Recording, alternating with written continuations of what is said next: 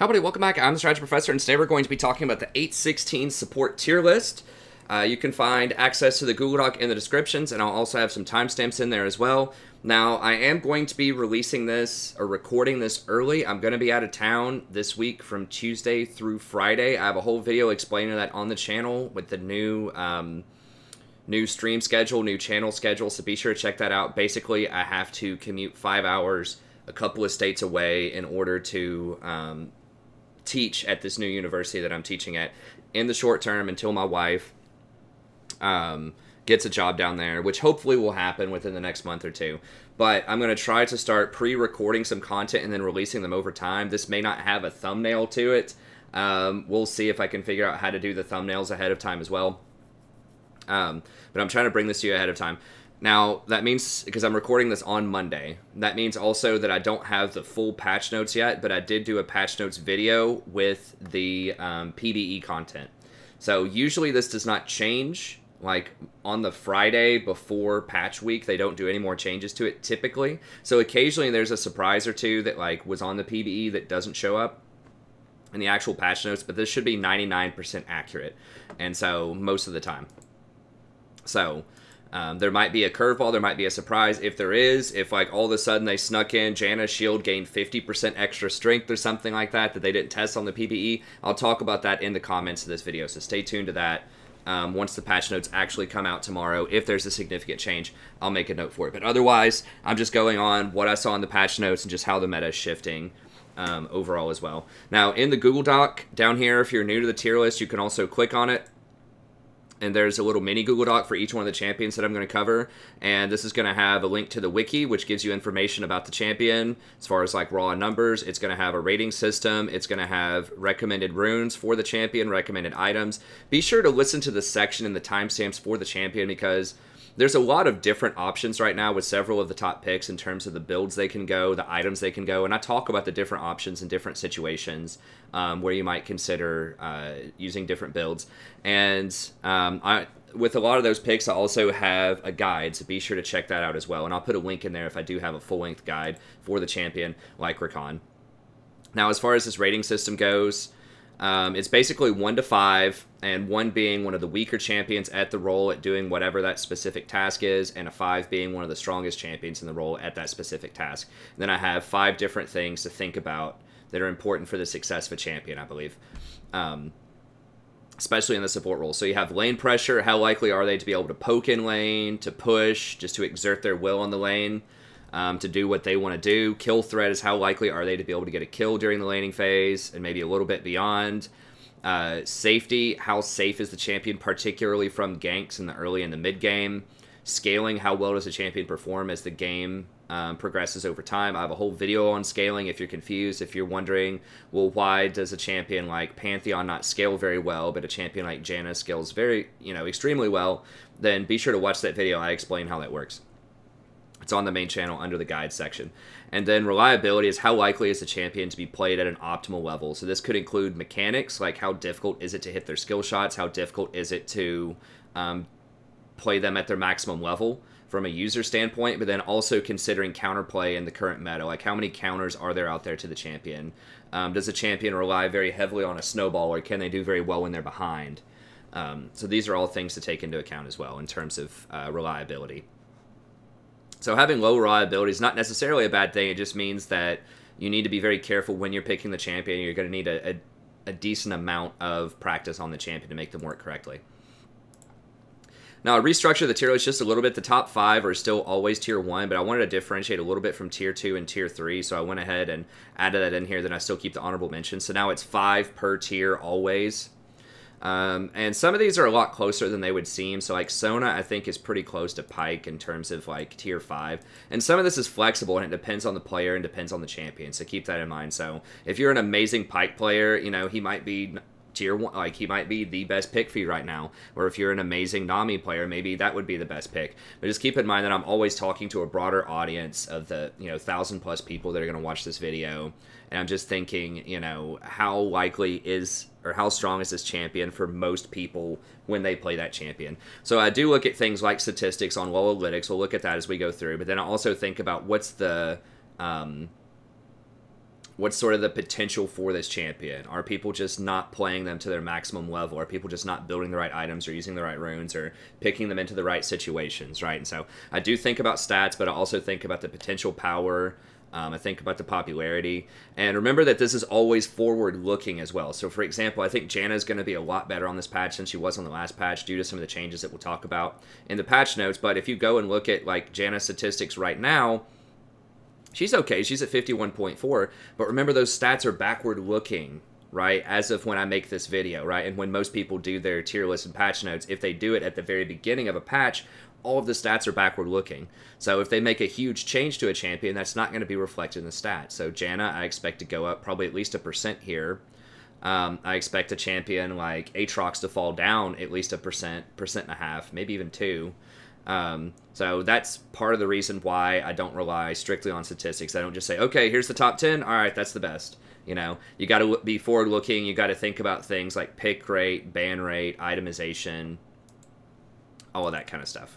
Okay, let's go ahead and get started here.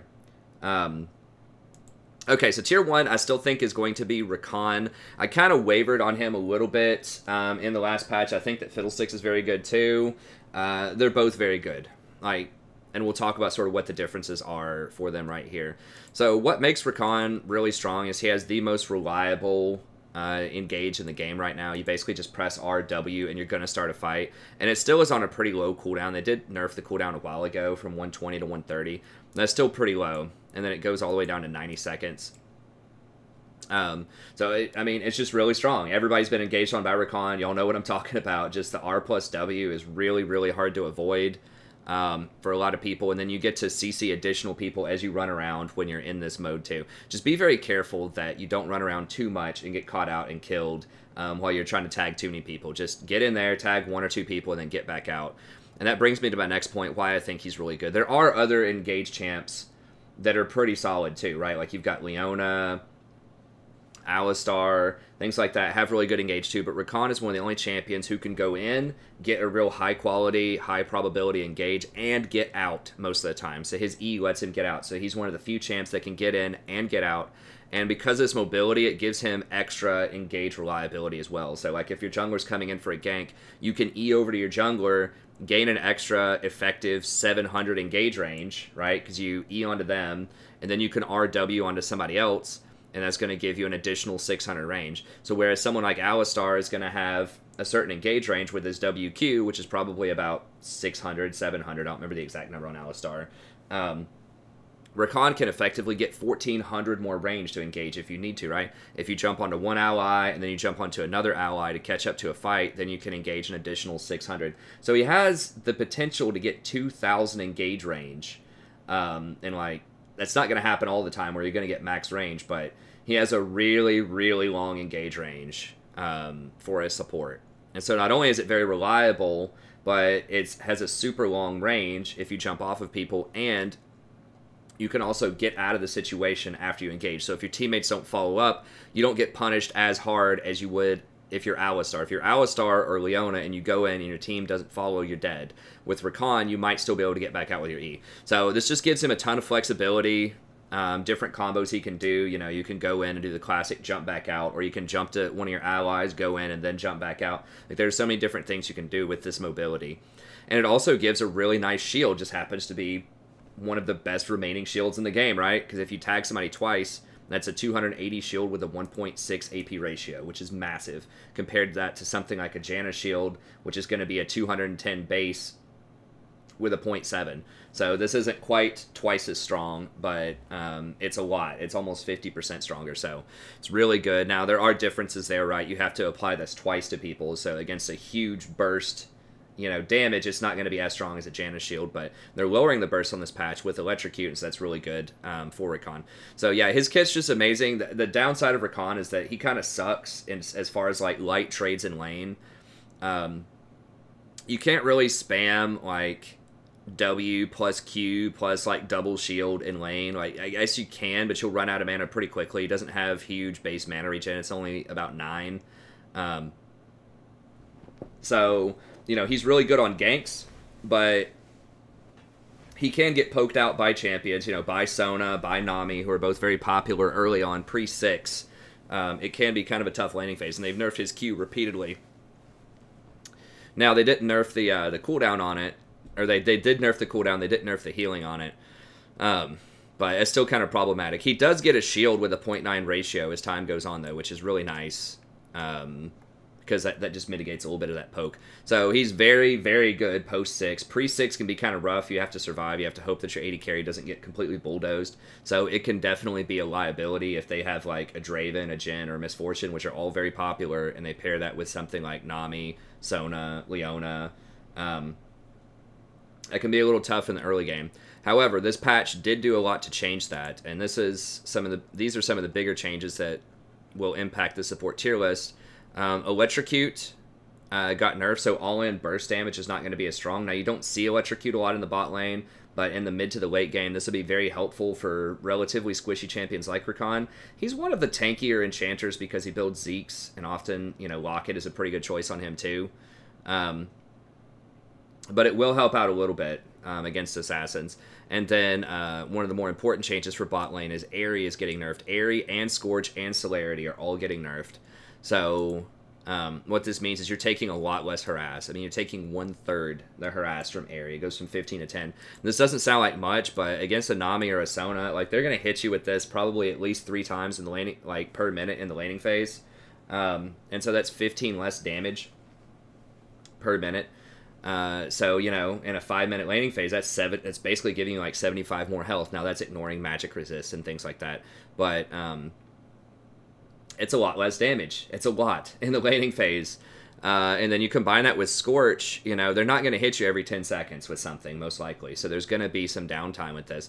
So maybe they hit you with Scorch, you know, before they only had to hit you 3 times, which is what I just said might be on average. So if they only hit you 3 times per minute, then that's going to reduce the damage on this by 30. So once again, that's another 30. So, you know, that's a lot, right? So instead of taking 60 damage, now you're only taking 30 damage per minute. So it's 30 off of this, and then you're getting 15 off of this per minute. So that's 45 less damage per minute that you're taking from the Aerie Scorch combo of something like a Nami or a Sona. Now, obviously, these are just, you know, guesstimations here, but it's significant. You know, 5 minutes of that's, you know, over 200 health saved. That's a lot. That is a lot of health that you're going to be saving off of this. So it's really, really nice. Now, some pros will be running Aerie on Rakan. I really don't like that. I think it's just too hard to proc it, especially after these nerfs. I think there's no way you would want to run Aerie on him.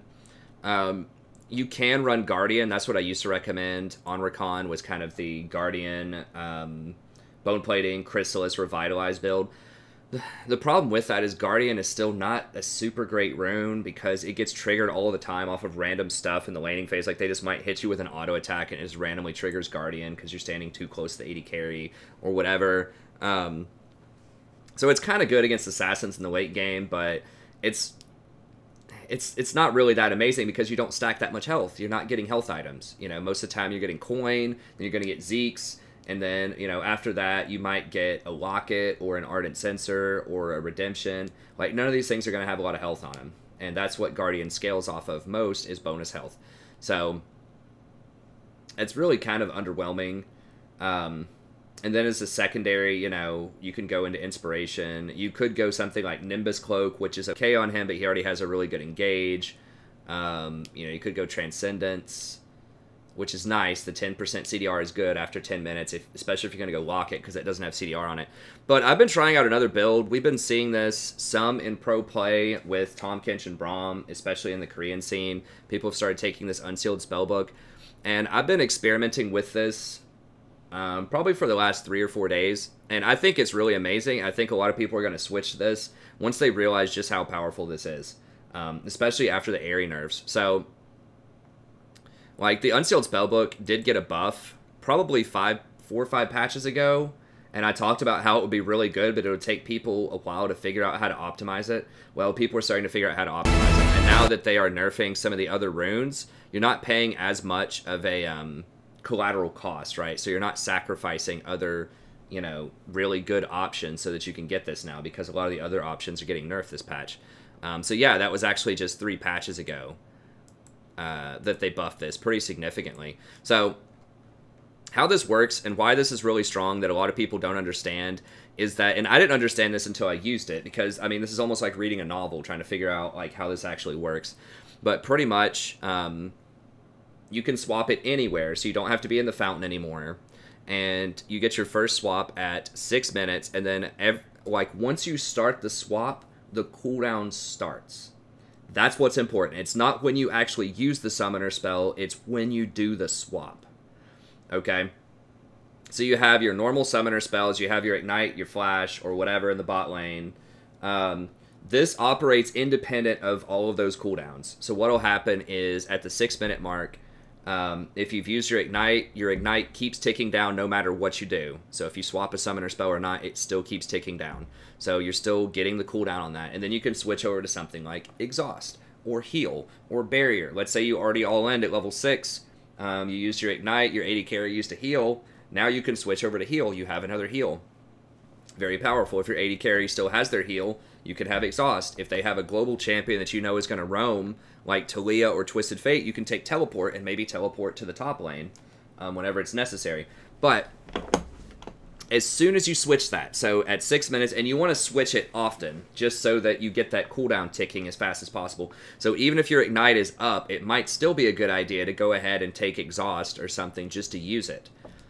Right? Because if you switch over, let's say at the 6 minute mark, you switch over to Exhaust, right? The cooldown starts ticking. Maybe you don't use that Exhaust for another 2 minutes, right? 120 seconds. Well, when you do use it, it's only going to be another 2 minutes, another 120 seconds before you get an additional summoner spell. So you can like switch over to Exhaust at 6 minutes, 2 minutes later, get into a fight at 1:20, right? Use your ultimate, force an all in, use Exhaust, you win. Okay? Let's say you didn't use your Ignite earlier, you come back to lane, 2 minutes later, when your ult's off cooldown, force a fight, ignite them, you win again. Okay? Well, now your summoner spellbook's going to be off cooldown again. Go ahead and take heal. Okay? Go. Force an all in again. Maybe 2 minutes later when your ult's off cooldown. Boom. And then when your ult's off cooldown 2 minutes later again, then you're going to have another spell off a summoner spellbook, and then your Ignite's almost going to be off cooldown again. So it starts to get really ridiculous. You always have a commoner, or you always have a summoner spell available, pretty much. And there are a lot of really good ones for all-ins on Rakan. Rakan is someone, obviously you're usually going to take Ignite. Obviously things like Exhaust and Heal are going to be tremendous, especially if your AD carry doesn't have Heal up. Those are going to be tremendous. You have some good utility with Teleport if you need it, because Rakan is a very good flanker. If they try to gank your top lane, and you've got your Teleport ready, you can just, slap on that Teleport and then just rotate on over. So if you see that fight going down top lane, all you have to do is walk out of combat and then go ahead and switch over to Teleport. You've got 5 seconds, Teleport in, boom, you can help turn that fight. So it's really nice. You have utility with Teleport. You can take Cleanse if they have a lot of CC. And then as far as combat stuff goes, Exhaust, Heal, Barrier, all of these are going to be very good in combat itself. And then you could even take something like Ghost, which isn't like insane, but I mean, why not? If a fight's going on and you need to get somewhere quickly, you can go ahead and Ghost, and that allows you to show up somewhere quick and then just, get on top of them, get onto that backline with Rakan. So there's a lot of really useful stuff here. And so I think that this is really strong, especially once you start using this several times. You can get your you can get things like Heal, Exhaust, Barrier end up being on like a 160-second cooldown. It feels extremely strong, and especially on Rakan, because you can always force a fight with your ult, so you can always use that summoner spell. It's not just going to be sitting there doing nothing, right? And so that's why I think in particular it's very exploitable by Rakan, and because he can use almost all of them effectively. He can use all of the combat ones, but he can also use Teleport. Cleanse is also extremely good on him. So yeah, I think it's a great rune on Rakan. And then, the secondary that you can get too, like Perfect Timing is also really strong on him, because a lot of times you can get into some weird situations where, Perfect Timing can get you out of some tough situations. This also allows you to dive early. Like Rakan is very good at starting a fight under tower, with his ult plus W, but he's not very tanky early on, and so if you're doing kind of a dangerous dive, Perfect Timing allows you to get out of that situation really well. So I think having that stopwatch is helpful. And then Biscuits help get you through the laning phase in case you get poked out early on, which is a major problem with Rakan. And then Cosmic Insight gives you some extra CDR on your ult, which is awesome. Gives you some extra CDR on your item actives later on. That's really good on Redemption and Locket. And gives you some Summoner CDR, so it's really good rune. Then you can still get your Bone Plating and Chrysalis, so you're not losing out on that. And you're also, like, they're lowering Rakan's health, supposedly, on this patch by 30. If you go Inspiration into Guardian, that gives you an extra 20 health at the start of the game as opposed to going Guardian into Sorcery. So that almost makes up for the difference right there. So I think this is next level Rakan here. I think a lot of people haven't figured this out, and I think it's going to be really good. So I'm feeling very good about this when I play this lately. It feels really strong. You have to get used to it. It's a little weird swapping at the right time, the right summoner spells. Like, it's definitely one of the highest skill cap runes in the game, so you have to make careful decisions. But if you practice it, I've been playing it on stream. Go back, watch some streams I've done, over the past week or so whenever I play Rakan, and you can see how I've been learning this and this kind of stuff that I figured out. Yeah, I think it's really, really good, and I think you can get ahead of the curve if you start running this. And then, as far as items go, you'll still want to just go Nomad, Ionian, almost always. If they have a Fed Assassin, you can get Ninja Tabby, that's okay. But really, you want to get that CDR and Summoner cooldown as fast as you can get it. He's very, very good with Sums. That's why Unsealed Spellbook's so good on him. But also, just your base Summoner, your Flash, your Ignite are going to be extremely strong on him. So you want to get that Summoner cooldown. And then Zeke is what you almost always want to rush. If you have a Mage in the bot lane, like you have a Swain or a Vlad, you might consider going something like a Redemption first, but a lot of the time Zeke's is good. I've been getting Locket lately. Redemption is also a good secondary buy. Locket gives you some better defensive stats. It gives you 30-60, so 30 armor, 60 magic resist. The shield is not like insanely big because you don't have a lot of health, but it's still a pretty decent little shield. And you get those extra stats, and it applies instantly. So against assassins, you don't have to worry about people running out of your redemption or it landing a little too late. It gives you that instant burst. So if it's a longer fight, team fight type of comp, so, if they have a bunch of tanks, like a Sejuani, a Mundo, or whatever, maybe Redemption's better. But if they have assassins, if they have a Talon, Zed, Fizz, something like that, then Locket's probably going to be a little bit better. So just kind of depends on what you need. But I do think that Locket and Redemption are probably the next best choices. If you have a super fed AD carry, say you have a Twitch that's 3-0 out of the laning phase, then you can go for Ardent Sensor after Zeke's. Just be aware that you could potentially be a lot squishier. You will be squishier if you go Ardent Sensor because it doesn't have the health of Redemption and it doesn't have the resistances of Locket.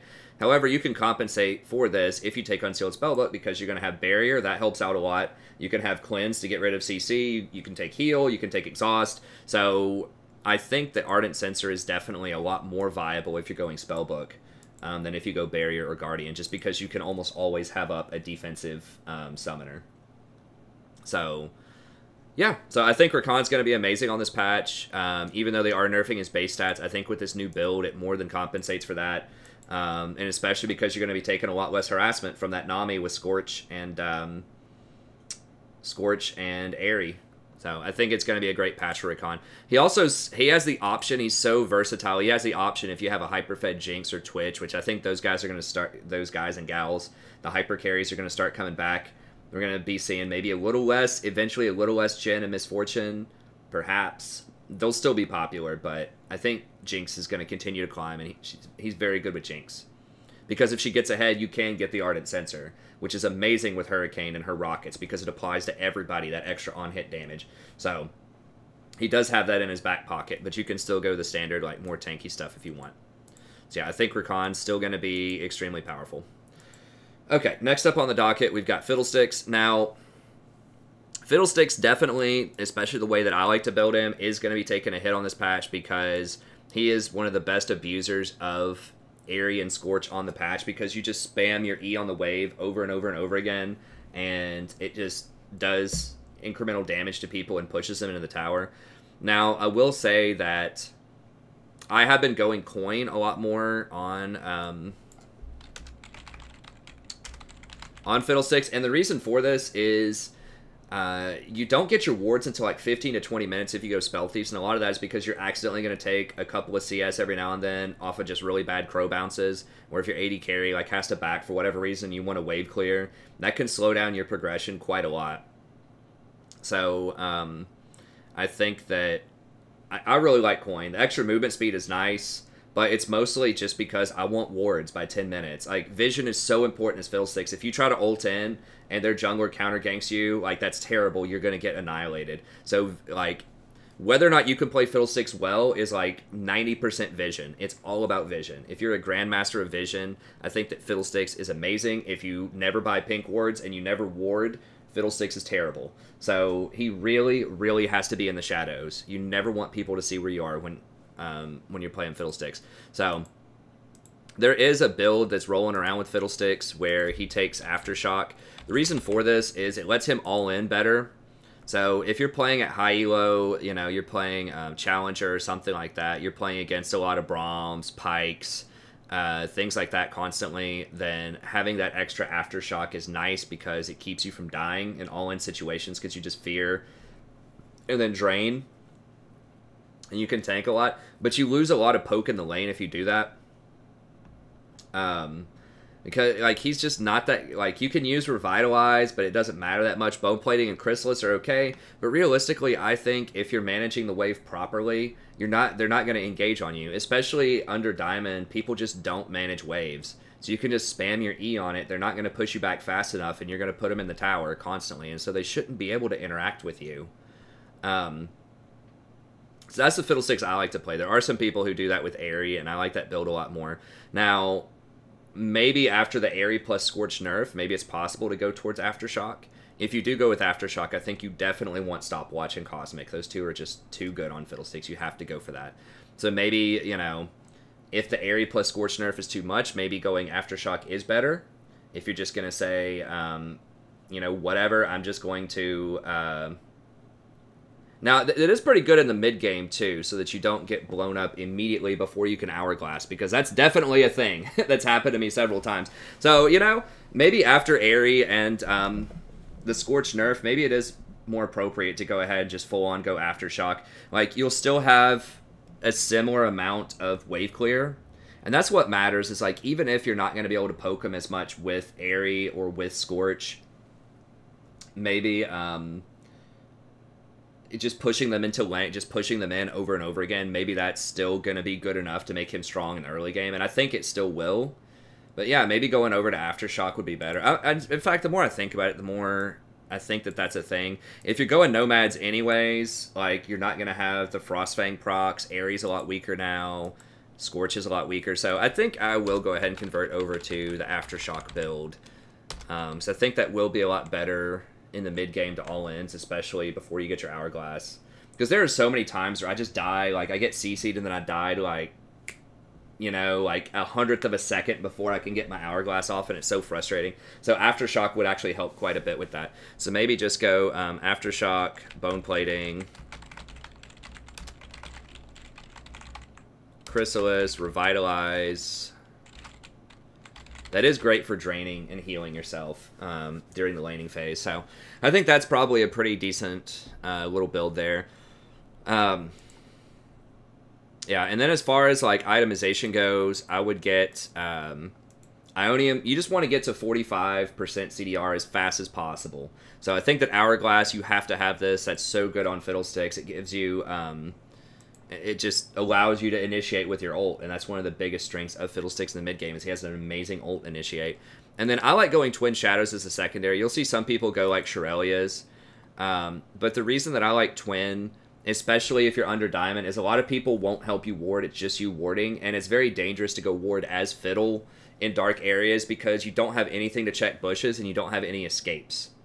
So that means that when you're walking around, if they catch you out of a bush, you're like 100% dead. And so Twin Shadows is a really good way just to scout and see if it's okay to go ward areas. So I think especially in that late game type of scenario where they could have a Diana hiding in a bush, or you know, Shaco setting up a trap in a bush or whatever, I think that Twin is actually very nice. So that's why I like Twin Shadows. It also gives a little bit more AP. It gives more movement speed than Shirelia's. Like, yes, having that extra bonus movement speed is nice. Having the extra HP is nice too, but I just think ultimately being able to scout and get safer wards down in the late game is just more appropriate. So like I said, it's all about vision with Fiddle. You want wards, and you want to be safe while you're warding as much as possible, and then you just win. if that happens. So a lot of the time. So yeah, I think Fiddlesticks is still going to be strong just because he has this alternative build. He's not as reliant on the Airy and Scorch as some of the other ones, although it is a very nice build on him. I think this is still a pretty good build, and a lot of pros were already building him that way. I was kind of in the minority going Airy. Like, there's about maybe 30% of the people would go Airy. But I think that this build becomes a lot more viable under Diamond after these changes. So, yeah, Fiddlestick's still going to be a really, really strong pick. Now, Janna is the person that has climbed up the most, I think. And one of the big reasons for this is the nerfs. All of the nerfs on this patch, right? She does not like Electrocute Champion. She does not like going against Talon, Zed, LeBlanc, Fizz. So lowering the burst off Electrocute is awesome. Lowering Sudden Impact and Cheap Shot is awesome for her. Lowering Airy and Scorch is actually really good for her. So a lot of people build Airy and Scorch on her, but she's a terrible user of that stuff compared to something like Sona and Nami. They just destroy her in lane. Because her shield starts off on an 18-second cooldown, and all she can do is, like, use a W and, like, auto-attack. Like, it's just really awkward because, like, you feel like you want to get more points in W in the laning phase because you want to be able to use Airy and Scorch and keep up with the other supports, but at the same time, you need a lot of points in your shield so that you can actually use it. So it's not on an 18-second cooldown and doesn't get broken instantly. So, I think this will allow you to go alternative rune paths and potentially go for an Emax, or at least get like 2 or 3 points in W in the laning phase and then Emax by level 9 or 10.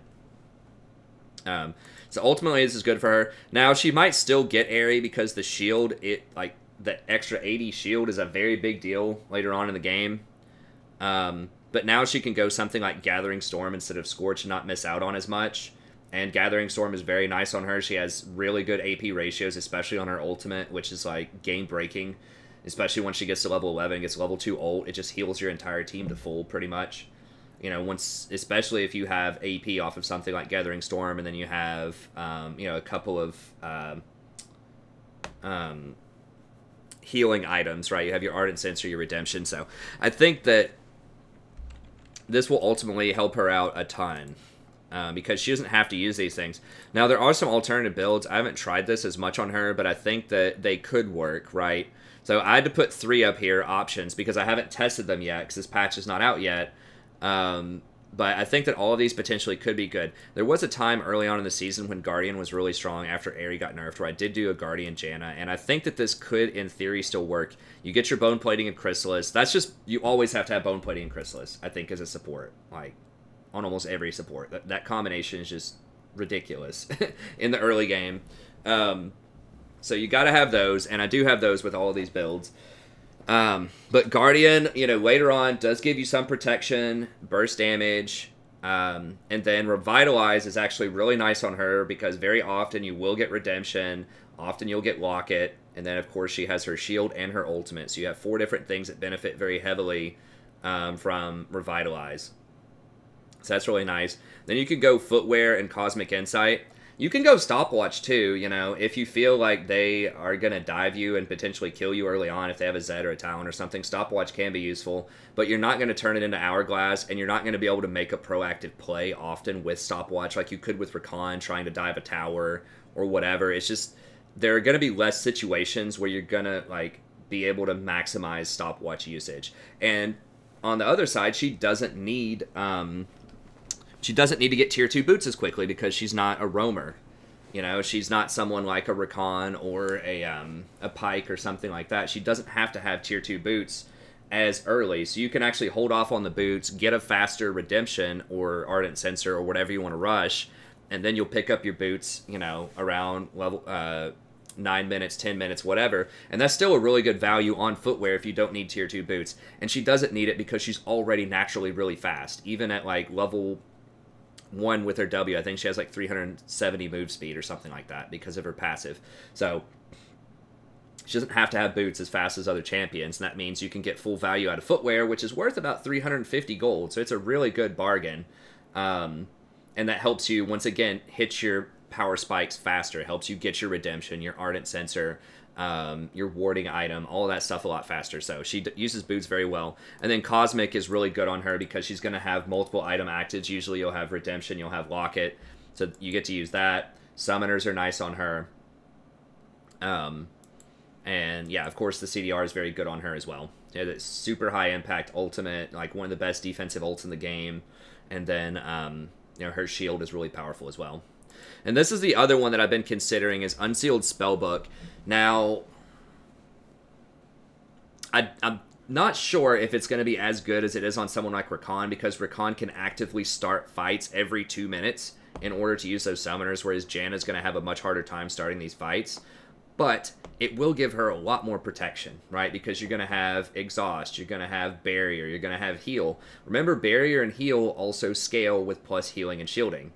So when you get your Ardent Sensor and your Redemption and that kind of stuff, it's going to be even better. Revitalize. Potentially, then it's going to get even better.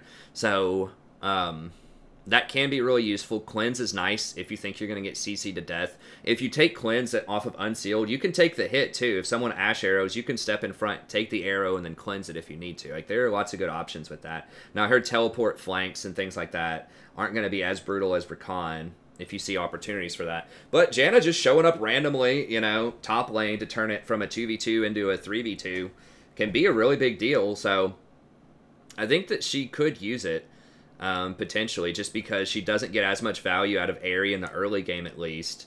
And then she uses Footwear. Biscuit's going to help you get through a tough laning phase, and you can still get your Bone Plating and Chrysalis. So I think that Unsealed, you know, might be pretty good on her. So once again, she can't be as proactive, but she does gain a lot, you know, off of Barrier and Heal because of the plus healing and shielding. And then Exhaust, of course, is very good. So the fact that she can almost always have up Exhaust, Barrier, Heal makes it, I think, would make it almost extremely difficult to pick her off and kill her, or Cleanse. So I think that gives her a lot of defense, probably a lot more than Guardian, honestly. So I think Unsealed might be the next thing on Janna as well after these nerfs. Now, you are giving up your late game shield capabilities with Aerie, so that's definitely considerable. I mean, having that extra 80 shield is a big deal on Aerie late game, but you don't need the mana off of Mana Flow. Janna does not have mana problems. She doesn't spam her spells. Transcendence is nice, but it rarely matters because you're going to get 45% CDR anyway, so it just translates into AP, which is okay, but Gathering Storm is good as the game goes on, but I think there's a possibility. I'd definitely be interested in trying this out. Maybe if you have a proactive AD carry that wants to make plays and get kills, like a Draven or I don't know, like an Ashe or a Varus or, you know, something like that. If you're fighting, if you're going to be fighting a lot, or if you have a proactive jungler like a Sejuani or whatever, then maybe this becomes a lot more viable. So, I don't know. It's very interesting. It's interesting. I think there could be a possibility for it. It might still be too much to sacrifice Aerie in the late game, but she's never been a great Aerie user early. Gathering Storm doesn't matter early. Transcendence doesn't matter early. So, it's an interesting time to be Janna. I'm not sure what her perfect runes would be, but I think that she has a lot of different options, especially now that everyone else has been knocked out. And I think that she's gaining popularity not only because all these runes got nerfed, but because of the kinds of champions that are really strong right now and getting popular. So things like Rakan, things like Fiddlesticks, she's very, very good into those champions. And the fact that Jinx is getting a lot of play, she's really good with Jinx, with these hyper carries. You know, the Jinxes, the Dravens. People are picking Vayne for some reason. She's actually pretty good with Vayne if you can make it through the laning phase. So, I think you're going to see her make a resurgence. I think she's the biggest gainer off of this because her two nemesis early on, Sona and Nami, are getting hit pretty hard by these rune nerfs. So, watch out for Janna. If you like Janna, this is going to be a great time for you. If you hate Janna, well, you're in for some you're in for some problems probably. If you like me playing Janna, there's a much higher probability that I might start playing Janna over the next week or so. We'll see. No promises. It might still be Rakan and Fiddle sometimes, but especially if we start seeing some more Jinxes and things like that, there's definitely a probability we could see some more Janna. Okay. And if you don't like me playing Janna, I'm sorry. We'll see. But we'll still probably have a healthy amount of Rakan and Fiddlesticks. Okay, Nami. I try to finish this up here pretty soon, too. I always take a little bit longer than I thought. But this is one of the bigger, like, support shakeups in a while, I think. I know it's not a super shakeup because Rakan and Fiddle are still near the top. But I think Janna's gone up a lot. Pyke's gone up a lot. You know, Lulu fell a lot. Morgana's fallen. So I think there's been a sizable number of changes here. Okay, Nami, she's still going to be strong. You know, statistically, Nami and Sona are the best right now. Remember, this isn't forward-looking, right? This does not include the nerfs on this patch. I don't think it's going to completely shatter them. It's going to take away some of their early game strength for sure. You know, the fact that they're losing on every single rune that they get is meaningful for sure, right? They're losing Aerie. They're not losing off of mana flow, I guess, which is something that's core to them. So they're not losing off of mana flow. But they are losing Aerie, Scorch, and Celerity, which is something that they typically got. Now, they can get, and I've been getting Absolute Focus with them, so that doesn't matter as much in terms of losing the Celerity, but Aerie and Scorch definitely do matter. But I think they'll continue to be strong. I think a lot of people still aren't even building the right items on them, and they're still getting a 54% win rate. So I think, for example, Athene's is very, very strong on both of them, especially Sona, and a lot of people just don't build that item. I see people, the other day I had a Sona that was still building like Tier, which I don't think is optimal on her anymore. So you can still build items that just aren't really the best and still have high impact on these champs. They just have really good kits. The plus healing and shielding is great. The fact that tanks are starting to come back a little bit is great because plus healing and shielding scales very well with tanks because it works with resistances instead of against them. So for example, if you put a 200 shield on a tank that has 100 armor, and they're trying to deal physical damage to that person, then it actually takes 400 damage to break that 200 shield or to mitigate that 200 heal. So when the tanks start coming back, enchanters start getting better. The same applies to Janna. I didn't mention that point for Janna, but it's the same thing. But that'll also make Sona and Nami a lot better. Now that they're nerfing the assassins a little bit more, we're going to start, games will start increasing in time a little bit, and that allows tanks to start coming back into the meta a bit more.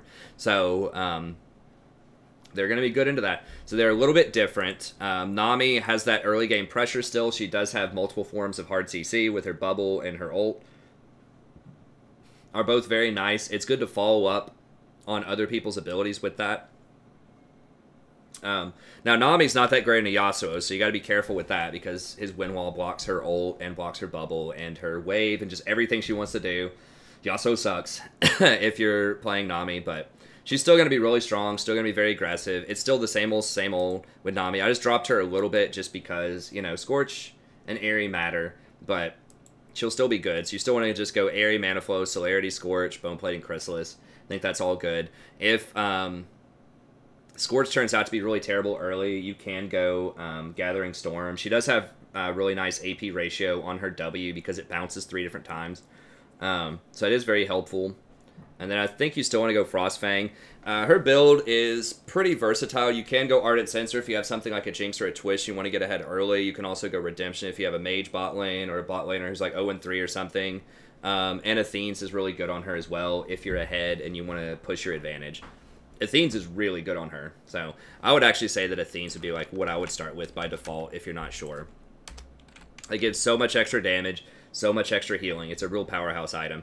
If they do have a super fed AD carry, or if they have a super fed AD assassin, like a Zed goes, you know, 4-0 in lane, you can get a Zeke's if you want to, or you can get Ninja Tabby if you want to. It's not amazing, but she does have a fairly low cooldown ult that holds people still. So Zeke's does give you a decent chunk of armor, and it does give your AD carry some extra damage. So not an ideal item that you always want to get, but it's an option on the table if things start going south. So yeah, I think Nami's still going to be pretty strong. You know, she might fall like 8% or something, but she's still going to be really good. Now, Pyke is somebody that I've moved up a little bit, and what people are building on Pyke has evolved a lot. I haven't seen a ton of Pykes in my games. I've seen some. He's very, very popular right now in Challenger. And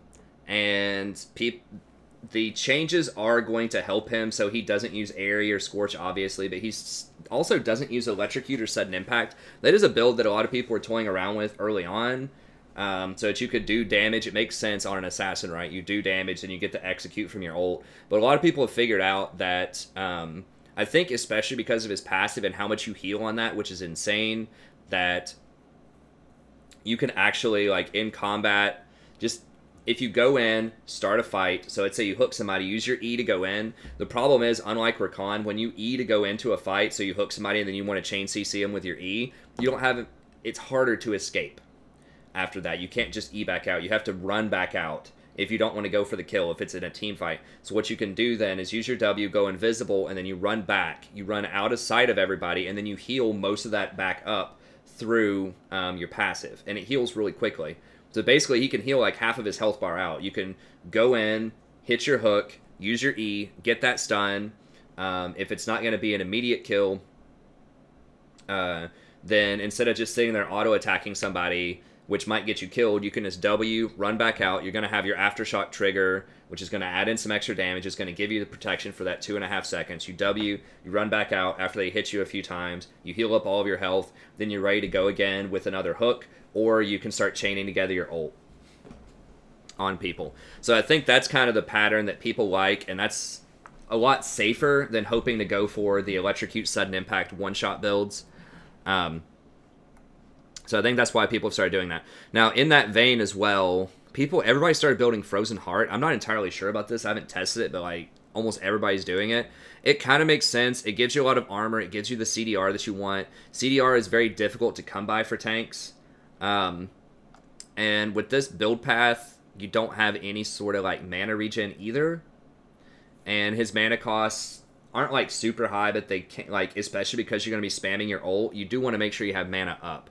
Because if you don't have mana for your ult, that's really, it feels bad. Especially if you had an opportunity to get 3 kills in a fight and you run out of mana after the first one, that sucks. So you don't want that to happen. So that might be part of the reason why he goes Frozen Heart, because it just gives you a ton of mana and none of your other items give you that mana. Because I think his ult, it's at least 100, right? Yeah, it's 100 mana, and his base mana is probably pretty low. Well, 415 is not terrible. But, you know, between using Bone Skewer for 70, Ghost Dive for 75, and your Phantom Undertow for 50, and then trying to chain together Deaths from Below, maybe that's part of it. Another thing is it does give you a ton of armor on one item. A ton of tankiness there, and then the 15% attack speed is really nice if you're sticking around in combat. But I think a lot of it's the 20% cooldown reduction, because you want cooldown reduction, you want your ult to be up a lot, and you almost always want mobility boots so you can roam around and try to make plays, and it's just really hard to get that cooldown reduction as a tank. And so I think all of these things combined are probably why people go Frozen Heart. That's just logic. Like I said, I haven't played it, but just reasoning through why people would do that makes sense to me. And then going something like Spirit Visage can be really nice as well. It gives you extra AD because your health converts over to AD. Magic Resist, cooldown reduction again, and then having that 30% extra healing from your passive is massive, right? So that's going to heal you up to full, pretty much, if you run out while you have the gray skin, or whatever it's called, gray health. So I think that this potentially could be pretty strong. Apparently a lot of people think it's strong. It only has a 51%. That's a huge sample size. So I'll have to try this out. I haven't tried this build on Pyke in a while, especially not rushing Frozen Heart and Spirit Visage. So that could be very helpful. Now, the fact that he's going to get poked less in lane is nice. Yeah, he can heal through a lot of it with his passive, but at the same time, you know, now it's going to make that even easier, because you're not going to be contending with Aryan Scorch. You're not going to be worrying about the Fed Talon blowing up your AD carry as easily, which is a major concern when you play Pyke, at least when I play Pyke, because I'm like, okay, well, if that Zed gets really fed, I can't do anything as Pyke hardly. I guess I can try to hook him off of them and maybe stun him, but just a lot harder to protect with Pyke than it is with someone like a Janna or a Rakan. But he does have a very nice hook engage, so he doesn't have to commit to a fight if he doesn't want to, and he can grab people from a pretty long distance. So I think he's definitely the best hook champion in the game. I'd rather play him than Thresh or Blitzcrank right now, or certainly Nautilus, especially after the nerfs to Nautilus on this patch. So yeah, I think he's pretty good. The question is, okay, well, what do you get after that with Aftershock? As far as what I could see from the research, I think that going something like Perfect Timing and Cosmic Insight is probably the best. Perfect Timing does let you get in there and make those dangerous reset kills, and then it also allows you to, you know, kind of pause for a second so that you don't get blown up, so you can get more resets with your ult. So I think Perfect Timing, Cosmic Insight makes sense to me. But, you know, other builds, people have gone, as you can see, people go all kinds of things with Aftershock. There are some people that I think are going, yeah, Presence of Mind and Tenacity, so you can't get CC chained. Presence of Mind is cute. It does give you more ults. You do benefit from attack speed some, so it's not a completely wasted stat, but I think I'd just rather have more health, which should convert over to more AD if you go Resolve plus Inspiration rather than Resolve plus Precision, because the attack speed is really not as useful of a stat. So Presence of Mind is cool, but I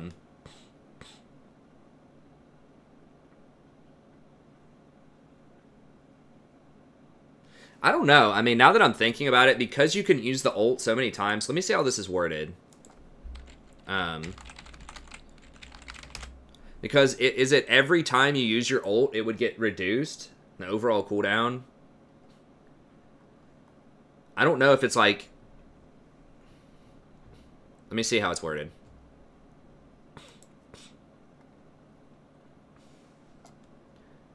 Champion takedowns after a 1 second delay restore 20% of your maximum health.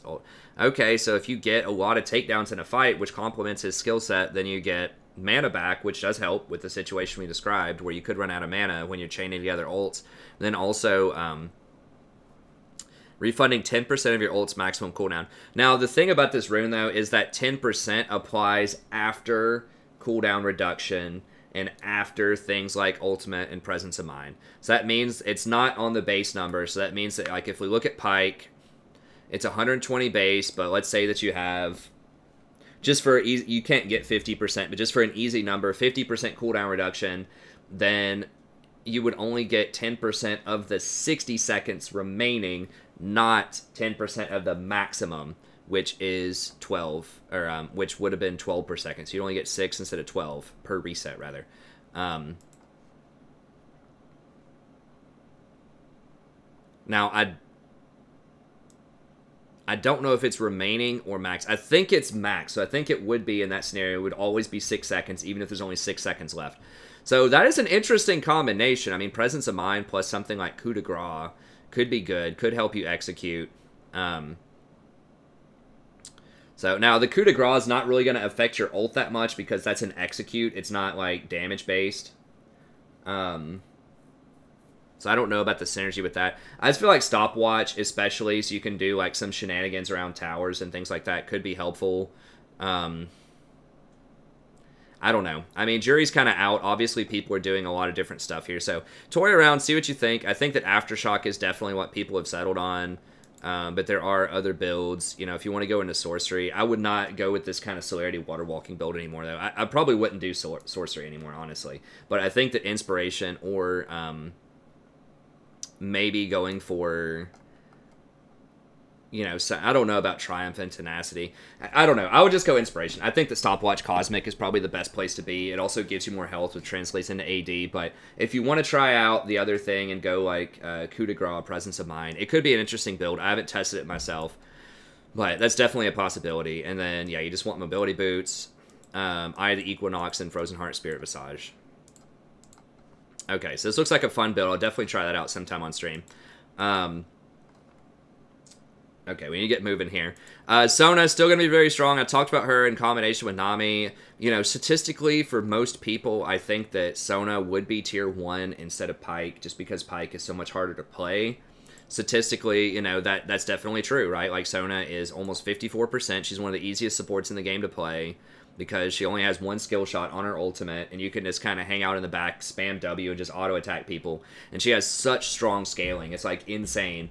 Once you get Athene's plus Ardent Sensor, you just, like, obliterate other champions in terms of teamfight impact. Just overall raw stats that you give people are just crazy.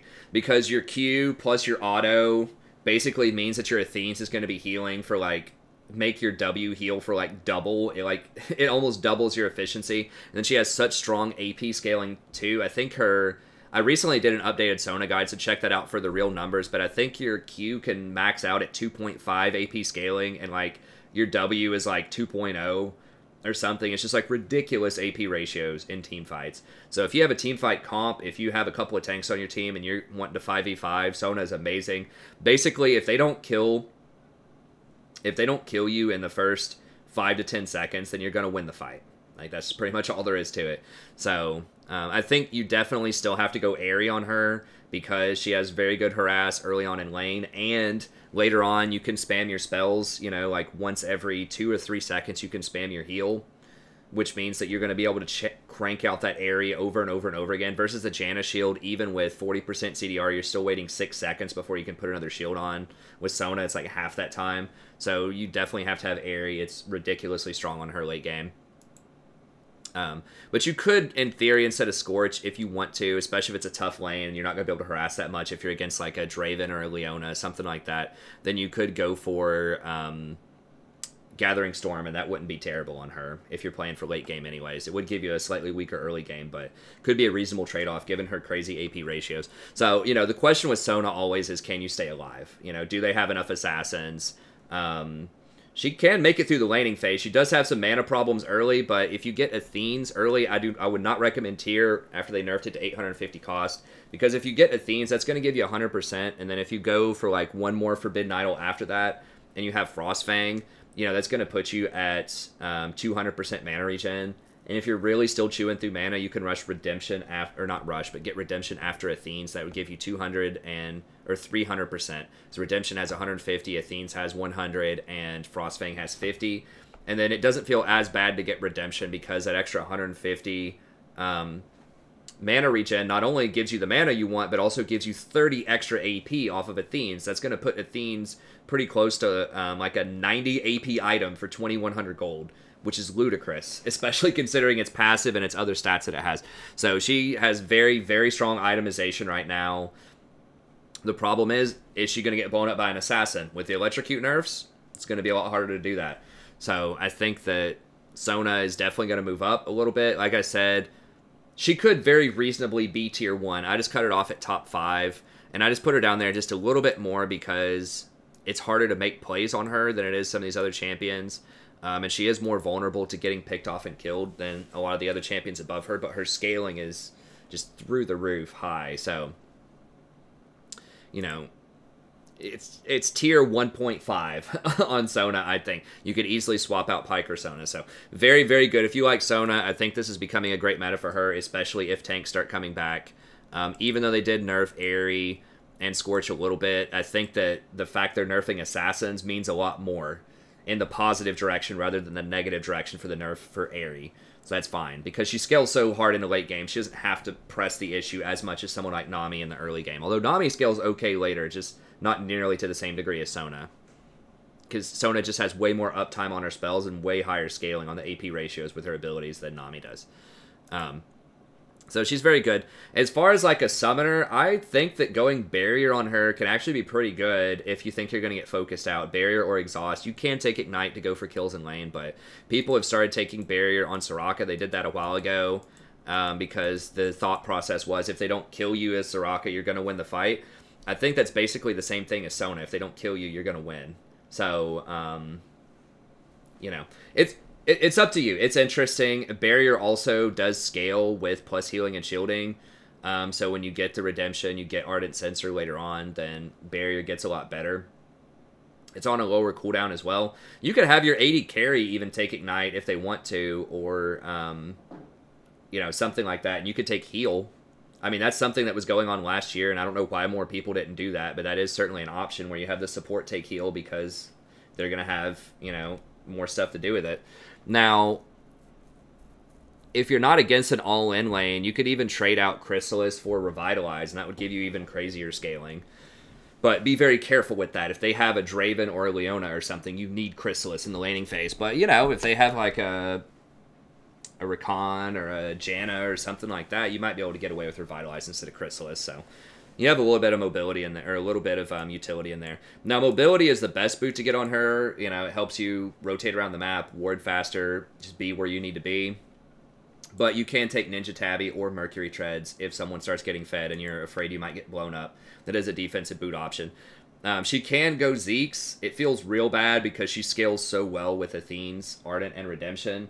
But, you know, if they have a 4-0 Zed, sometimes you got to do what you got to do, you know? And you can't do any healing or shielding if you're dead. So if they have an assassin that can very easily get on top of you, then you probably should at least consider getting a Zeke's. Although that does cut into your scaling quite a bit. Once again, you can't do anything if you're dead. So number one priority is you got to stay alive. So try to work on your positioning first. Just don't get caught out. But if they keep, like, beelining for you every time and nobody's helping to peel you and they're just, like, there's nothing you can do positionally, then that might be something you have to do. Okay, Zyra. I moved her up a little bit. I think that she does have the power to blow up things like Janna, Nami, Sona in the laning phase. She is kind of particularly weak to poke, so if they have something like Fiddlesticks, that can still be rough. Although the nerf to Aerie and Scorch will help her out in the laning phase. Now, because I think she can trigger Scorch enough every 10 seconds, because you just never run out of mana, because you have 15 mana per 5, and all you're doing is just spamming your W and Q in lane. So I think you can still trigger Scorch quite a bit. Although the Scorch nerf will hurt you if you're against someone else that doesn't also use Scorch. I think the Electrocute change is interesting. She's one of the few champions that I think could be buffed by Electrocute. Just because she does have the potential to trigger it, you know, pretty much on cooldown every 25 seconds. And it does a lot more damage if you trigger it on cooldown. So, I don't know. Electrocute could be really interesting on Zyra, and then she could use Taste of Blood to help heal her in lane. She could use Ravenous Hunter to help heal her in lane. So, you could potentially out-trade things like Nami and Sona if you have both Ravenous Hunter and Taste of Blood. And you can use Electrocute to help you out with that. Ghost Poro can give you a little bit of extra AP early on. So, that is an option, although I don't know. Like, she takes Comet, not Aerie anyways. Comet's unaffected by the changes. Mana Flow Band is helpful, but she does have a ton of mana, so you don't necessarily need it. Celerity doesn't matter as much on her. You know, Scorch does matter. Like, you could take Scorch as a secondary if you want to. But I don't know. It's interesting. Like, Electrocute plus a more sustained build against something like a Nami or a Sona could be good with the Taste of Blood, Ravenous Hunter, and then as your secondary, you could go Bone Plating Chrysalis, or you could go more offense if you wanted to and still get Scorch and still get Absolute Focus and just have a ton of trading power in the laning phase. So, I'm not sure exactly what she'll get, but I feel like this could be a pretty good thing for her. The fact that Assassins got nerfed a lot with the Electrocute Cheap Shot, Sudden Impact nerf is very good as well, because she's very susceptible to Assassins. She would much rather play against tanks than Assassins, because she can hold people still. You know, she can do really good sustained damage with Leandries and her plants over time. You know, she can get utility items like Rylai's to help slow and control team fights. So she really would much rather be in a tank meta than in an assassin meta. So I think that makes her a little bit better. So I moved her up some. Now, she's still going to get outscaled really hard by someone like a Janna or a Sona if you don't blow them up in fights. And you're not going to be able to get to them later on because they're going to be hanging out on the back line. So that's still a major concern in that if they have tanks plus Sona and Janna, you're just never going to kill anybody once they get 2 items. But she does a lot of damage early game still. And if you have a team fight comp, and you have a lot of damage and a lot of CC, so you can hold people in place with your plants, then she can kill people later on. So, it's tough. I still think in an Enchanter meta, she's kind of an odd duck, because she does provide a lot of damage, and she is very good with tanks, but at the same time, things like Sona and Janna can be very, very difficult to burst through later on in the game. So I have her a little bit lower at tier 2. Okay, Morgana's fallen down quite a bit. Now, the nerf to Tahm Kench coming on this patch, I think, does open up more of a space for Morgana to be kind of a premier anti-CC person. But she has a really hard time engaging on specific targets. So if they have a really fed Jinx or Twitch or something like that, she's not going to be able to do anything about that, really, unless you hit a Miracle Q and they're just really far out of position. So usually they're hanging out so far on the back line. You know, if you Q a Sejuani or something, it's not going to matter as much because they're going to be so tanky a lot of times that they can make it through that situation. So I think she's a lot worse in a tank meta than an assassin meta. Like, one of the most abused things about Morgana, you know, over the last 5 or 6 patches is if they get a fed assassin on their team and they get a Morgana Black Shield, then you just can't kill the assassin fast enough because everybody's squishy and the assassin's just going to clean up. So if you have a 5-0 Katarina and a Morgana, you throw the Black Shield on the Morgana, she's just going to kill everybody, and she does so much damage that no one's going to be able to kill her or break that shield before that happens. Because CC is how you deal with assassins, right? And if you can't CC them, that's a problem. But if people are starting to play tanks now, if assassins are doing less damage and people can survive that burst on the Black Shield, she loses a lot of her utility. And with the Airy and Scorch nerf, you can't just spam W as much and get free harass in lane. Like, you're pretty much giving the enemy the lane if you pick Morgana a lot of the time. So she can still be good, but I think the renaissance of hyperscaling 80, like long-range 80 carries, and the renaissance of tanks here is going to make her a lot less of a valuable pick. So she is still very good into champions like Rakan, but she is very weak into champions, I think, like Fiddlesticks and Janna, because Fiddlesticks is going to break that shield when he comes in. It's just not going to do anything. And then Janna is just going to outscale you really hard. And she can even get a Mikhail's if she wants to cleanse away. If you do manage to land that Miracle Q, it's just not going to matter if she has Mikhail's. So I think Morgana can be good, but she's definitely starting to normalize a lot more. She's around a 50% win rate. She's banned a lot because people hate playing against her. But it's okay. And something like Pyke also, like a Pyke hook as opposed to a blitz hook, often comes from like bushes or places where you're not expecting, because he can go invisible to get into a good position and throw the hook, and it's really fast. And so I think it's a lot harder to respond to that as a Morgana than it is to respond to like a blitz hook or a thresh hook, which is much more telegraphed. So, Morg is still okay, but I think she's falling in value just a little bit here. Alistar is another champion who's really strong. You're going to see him a lot more in pro play because Tahm Kench has been nerfed so much, I think. But my problem with Alistar, he's still very strong. He can dive early. He does have sustain in lane. The issue for me is just that he doesn't have any sort of like laning he can all in, but that's it in the laning phase. So if you have like a Draven or a Jen or something, you can all in and kill. But if you get poked in, you know, by something like a Fiddlesticks in lane, then it's gonna be like you're just not gonna be able to do anything in the laning phase, I feel like. And I just think that Rakan's just a better version of that. I just think that he has a lot more utility later on in the game. When I was talking about Rakan, he can, you know, jump around. He has about the same kind of engage, but he just scales with enchanter items much better. Just, you know, he can go Zeke's to start, which Alistar can do that too. But then he also has the option of going things like Redemption, Ardent Sensor, stuff like that. And it just feels a lot better.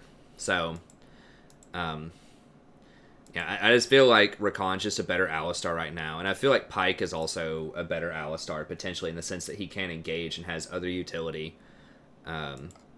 So, he's okay. I just feel like in solo queue, it's just a lot more dangerous because if you go in and your team doesn't follow up, you're going to die. And I feel like these other champions have a lot more flexibility, especially if you're behind or if your team is not following up all the time. They have a little bit more either do-it-yourself mentality about them, or at least a little bit more safety where they can get away if things start going downhill.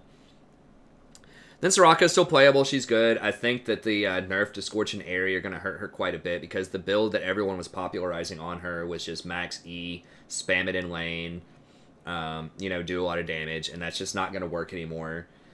So, I don't know. She's okay. I just feel like she doesn't have enough. She doesn't have as much CC as Sona. Sona's scaling is very similar. Sona's scaling also is not only a heal, but it scales with a shield, so it's not as affected by Executioner's Calling as Soraka is. It's not shut down by one item as much. I think that Sona just utilizes some of the core items like Ardent Sensor, like Athene's way better than Soraka. So I think that Sona is just a better Soraka. The only difference is like Soraka has better mana management. If you're landing all of your Qs in lane, you can land more harassment. You have more wave clear early on than Sona does. But as the game progresses, I feel like Sona is a bit safer and just contributes overall a lot more to team fights. So Soraka is good. It's just the fact that she doesn't have as much CC, and she gets shut down by Executioner's Calling a lot more than Sona does would make me want to favor Sona.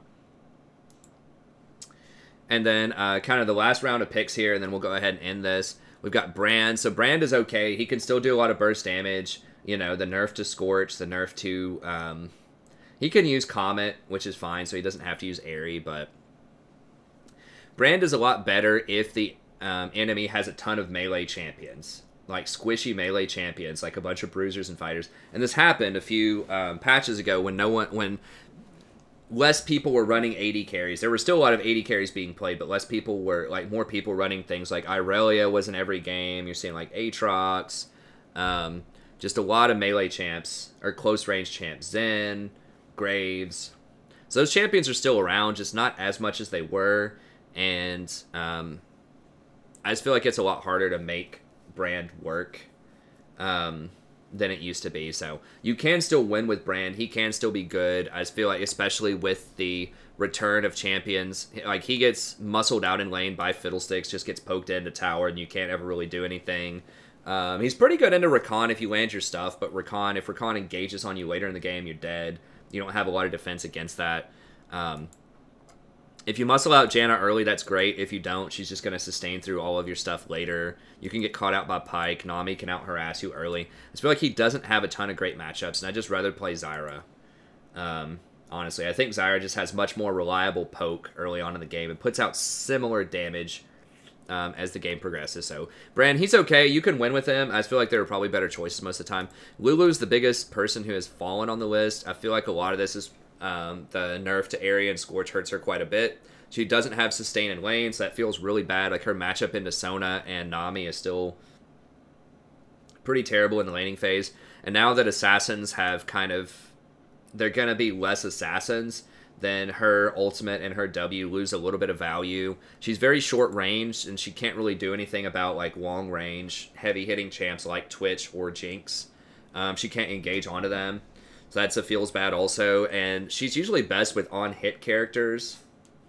So things like, she's pretty good with Twitch, but she's really good with things like Kog'Maw, Kai'Sa, Varus, people that get Gensus. And less people are getting Gensus, so you're getting a lot less mileage out of her W attack speed boost. Although it's nice on champions, it's just not into, like, really, really strong territory like it is with Kog'Maw, with, like, Gensus, for example. So she's okay.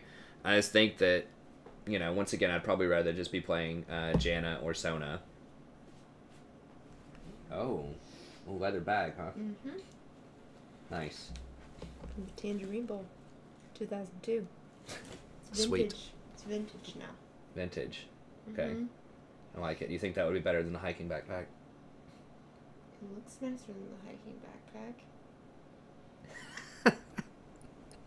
All right, I like that answer. It's not better. It doesn't have the same storage capacity, but maybe it looks nicer. I mean, you don't need to carry your clothes around campus.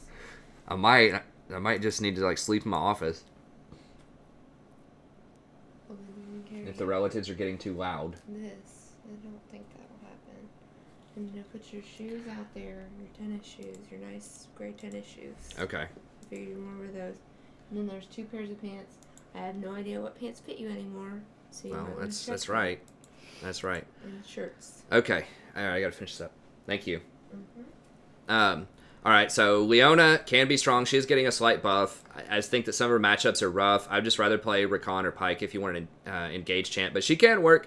I mean, she is a decent counter. If you actually get a hold of Janna, Nami, Sona, you know, in the laning phase, you can definitely get kills on them. I just feel like she's just a lot riskier than some of the other picks on the list, but she's okay. Karma, I just really wouldn't play her most of the time, but she can be okay. She can harass in lane. You know, the nerf to Airy and Scorch is going to be rough on her in the early game. Just her numbers, her raw numbers just aren't as strong as they used to be. I'd just rather play Sona almost all the time. Similar harass, a little bit less wave clear on Sona, but way, way higher scaling.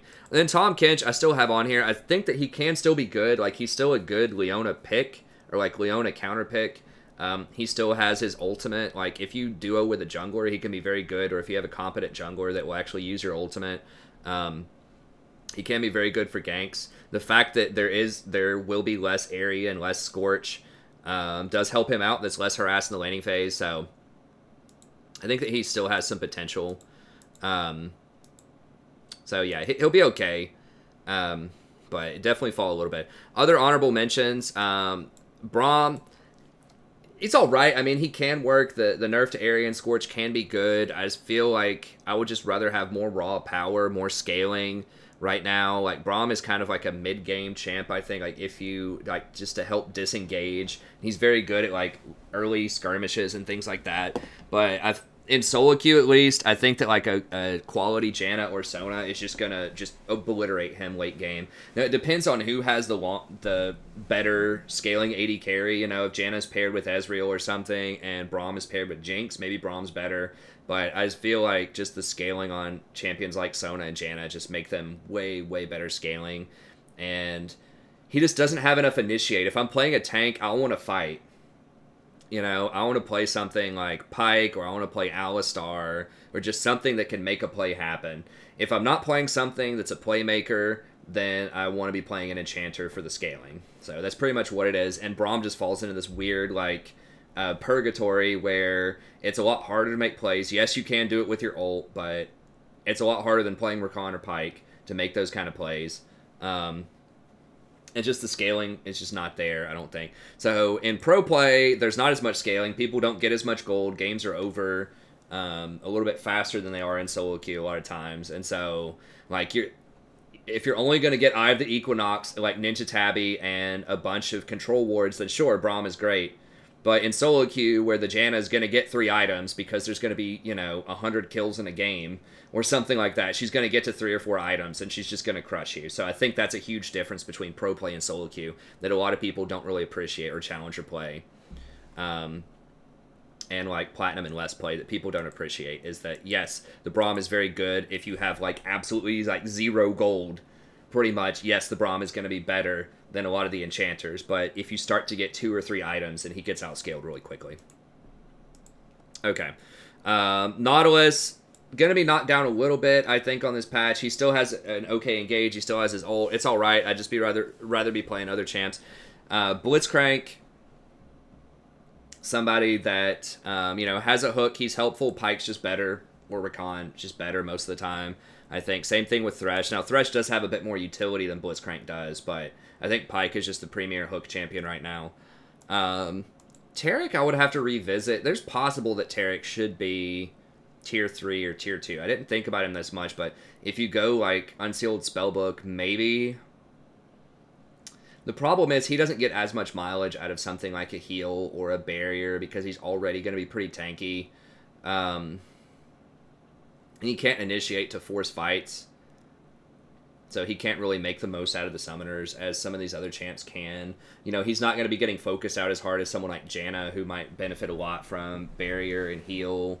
He really needs to get tier because he has pretty low base mana regen, but he's a huge mana hog, and tier's been nerfed a lot, and that's kind of a dead item, just sits in your inventory for mana. You know, they nerf the damage on his E quite a lot. They nerf the cooldown on his ult quite a lot. I just feel like Sona and Janna are just going to wear him out in terms of scaling right now. So he's okay, but I think he's still kind of in the penalty box after those nerfs, which is unfortunate because Taric is a really cool champ, but I think he's still got too many problems to put him up there. But it's possible with Unsealed Spellbook. Maybe there's something I'm not thinking of that would make him better. But like, he was good with the old Unsealed Spellbook because it allowed you to get more flashes, which allowed you to flash stun people a lot more, and that was very powerful. But now with this change, I think you have to be able to use that wide range of summoner spells effectively to make it useful, and I just don't think that he uses it as well as other champs. Veigar, he can be okay. You can blow people up with him. I don't know. Like, his AoE stun is nice. Like, it's pretty good in a certain champs like Rakan, but I wouldn't play him most of the time. Bard is okay. Electrocute nerfs hurt him. Well, maybe. I don't know, actually, because kind of like Zyra, Bard can trigger that a lot in the laning phase. So maybe Bard benefits from this a little bit. But, like, a structural problem with Bard for me is that he has to go get chimes, which makes your AD carry vulnerable. And most AD carries just don't understand how to not die when the support's not in the lane, especially at gold and lower. And so if you go get your chimes, a lot of times I feel like your AD carry is going to die, and then they're going to flame you, and it's just going to be a bad situation. So, I don't know. I think Rakan needs some help. He needs, like, at least 525 range, maybe 550. That would make his meeps a lot more valuable in lane. But the problem is, like, the 500 range makes it really hard to harass against some of these champions that are very scary. So, Bard, very cool design, very cool champion. I think his numbers are just a little low, and I hope that they buff him sometime in the future. Vel'Koz, interesting counter pick against things like Zyra, maybe Fiddlesticks, but the nerf to Assassins does help him out quite a bit. So I don't know. You could maybe see some Vel'Koz if your team really needs a lot of magic damage and Fiddlesticks is banned. Vel'Koz could be an interesting choice. They did buff his Q fairly recently, so... very niche. Very niche, I'll put it that way. Zillion, he can be okay. I've seen some support Zillions do well. Like, he's pretty good against Assassins. I just feel like he gets outscaled quite a bit as the game goes on. Yeah, he's got his double bombs. Those have a nice AP ratio, but, like, you know, his other spells don't benefit that much from plus healing or shielding or AP ratios, so, yeah, he's okay. I feel like there are probably better choices. And then we have Shen, who is like, he's an okay tank, but the nerf to, I think they nerfed his ultimate cooldown, or they nerfed like how much it shields or something. They took Banner of Command out of the game. So I feel like there are just better choices. If I play a tank, once again, I want to be playing something that can start a fight. Okay, well that's going to be it. Thank you very much. Hope you enjoyed this. If you haven't already, don't forget to leave a like and subscribe if you watch a lot of content on the channel. I know sometimes it's annoying to, you know, log in to do that, but it really does help with visibility. It helps other people find this content, because I do think that a lot of people out there would like this stuff. You know, true, good, in-depth knowledge about League of Legends. At least that's the attempt. You know, at least trying for in-depth knowledge instead of all caps videos. So help them figure it out. You know, like, subscribe. If you have some friends, you know, on Facebook, Twitter, whatever, let them know this is a good place they can find some content, especially for support, but also for other roles. You can follow me on Twitter as well, at @TheStratProf. You know, like I mentioned at the beginning of the stream, I am going to have a slightly, or at the beginning of the video, I am going to have a slightly different streaming schedule depending on sort of my travel arrangements over the next few weeks. So be sure to follow me on Twitter, at @TheStratProf. I'll keep you up to date. And, yeah, check out the patch notes video, and I should have an 80 carry tier list coming out sometime probably Saturday this week. And I'll see if I can do the mid lane tier list again as well. And then we'll just see how many other tier lists we can do. But that's going to be it. Thank you very much. Have a good day, and I'll see you next time.